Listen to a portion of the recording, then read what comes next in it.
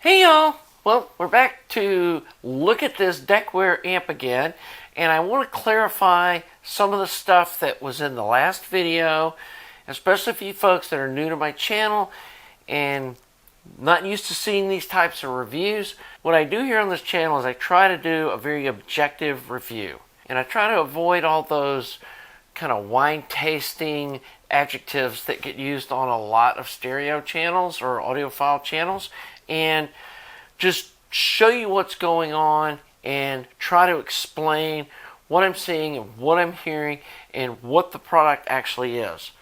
And I know some of the responses in the comments of the last video, some of you folks that own this amp, you were like, oh, it's the best thing I've ever heard. I've got these speakers with this specific DAC and with this preamp and whatever. I get that. And I think what I'm trying to say here is this to me is a very specific kind of niche product. And the reason that I even looked at this is I get a lot of comments from folks that are saying, hey, where can I go buy a well-made tube amplifier? And clearly this is a well-made tube amplifier. It's got a lifetime warranty. You're not going to have any issues with it. But if you read the other reviews carefully and you read the manual carefully, they go into detail about how this is designed to work with a very specific kind of speaker. And some of the reviews I saw, people are using speakers that retail anywhere from $20,000 to $48,000. And most of the folks that are watching this channel are going to be buying under $1,000 pair of speakers. The other thing that gets mentioned fairly often in the manual is this thing drives 4 ohm speakers easily and that it puts out a lot of current and you can almost drive a dead short. And so, you know, probably using 8 ohm speakers is not what this amp needs to perform well. And again, my measurements were done at 8 ohms because that's what my speakers are. That's what my dummy loads are. You know, I don't know exactly what these output transformers were designed to run. What the switch here, is this 4 ohm, 8 ohm, 16 ohm, 2 ohm? I don't know. And, you know, that's their proprietary information. They just say switch to whichever one sounds better. And so, yeah, that's kind of what we got going on here. And, you know, some of you were saying that, oh, these are the wrong tubes. Well, these are the tubes that they send with this, and even the $3,500 version of this amp uses these same tubes or comes with them. So they can't be garbage. And so I do plan on trying it with some Gold Lion EL84s and a JJ6DJ8. I don't know if you've ever used JJ's small signal tubes. They normally sound really good. And I've used these tubes in another amp to listen to, and they do sound really nice. So we're going to do a follow-up video, rolling some tubes in it. The other thing I want to do is, given this is such a high distortion amplifier, I want to try different rectifier tubes and see what they sound like. In the past, I've been a skeptic that rectifier tubes make much difference. And I know in my 300B amp, it has zero negative feedback and has fairly high distortion. It's got a couple of percent. So it should show if rectifier tubes make a difference. And I've tried a 5U4G. I've tried several different 5AR4s, from a modern production Gold Lion to like a Holy Grail Mullered 5AR4. I couldn't hear any difference. They all sounded the same. And so this is a good opportunity to kind of play that out one more time. I know some people swear by that rectifier tubes make a huge difference. On a single-ended amp, I just don't see that being the case unless you're changing the tube type and it's changing the B plus voltage. And in that case, yes, that can impact the way it sounds because you're changing the bias of the tube that's in the amp. Anyway, really just felt like I wanted to clear up what my thoughts on this were And I'm sure some of it sounded like negative comments, and it wasn't meant to say that this is a bad amplifier. But I do feel like that you should be aware of what it is if you're going to go out and buy one of these. And don't expect this just to work with whatever speakers you happen to have. Like, one of my main speakers is some RP600Ms, and they don't sound great with this. And I'm sure there's probably some speakers that really sing with this amp, but if you're going to buy one of these, spend some time on the forums and try to find folks that you think are reliable in their suggestions or their comments, and follow their recommendations on what speakers you need to pair with this. And I don't think the source should really matter. I know some people think that you got to have a specific source for a specific amp.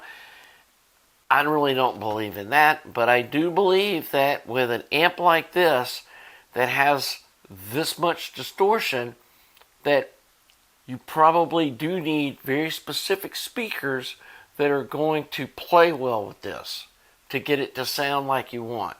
So as far as me recommending folks just as a kind of generic low watt tube amp that you can just use on kind of budget speakers, this probably is not the amp. And sadly, I guess that's kind of what I was looking for, was something that was not made in China, that had a lifetime warranty from a reputable company, that was more of just kind of a mainstream, hey, this has got a little bit of tube sound, but you know, it's basically maybe 1 or 2% distortion, and it'll work in a wide variety of systems. And I also feel like when you've got this much harmonic distortion, it's not going to sound great with every kind of music. And I know some people argued that in the comments, and that's fine. But, you know, when I played with this on my speakers, which again are limited, I'm not like some of these audiophiles that have been given 20 different pairs of speakers to review and keep. I've got the ones that I've bought, and we are kind of dealing with the lower budget end of the audiophile spectrum on this channel. This is a $1,200 amp. This isn't high-end audio. This is, you know, a cheap product relatively, and you shouldn't have to buy $15,000 speakers to make a $1,200 amp sound good. So, you know, again, not trying to bash this product, but it is what it is. And for you folks that said, oh, you're obviously testing this wrong, I pulled up the manual for the $3,500 version of this amp, which has the basic circuit design shared, and it's showing that they're getting 6% distortion at 3 watts, which I'm going to assume they're driving a 4 ohm load to get those readings. So at an 8 ohm load, seeing 6% distortion at 2.3 watts is what I would expect to see. And they're saying that at normal use wattages, you'll see 0.5 to 1.5% distortion. Again, that may be into a 4 ohm load. Into 8 ohm speakers, you're not going to see that. So if you want to buy one of these or use one of these or play with one of these, I would make sure that you've got 4 ohm speakers. They're really efficient, and they're on a recommended list of speakers that work well with this amp.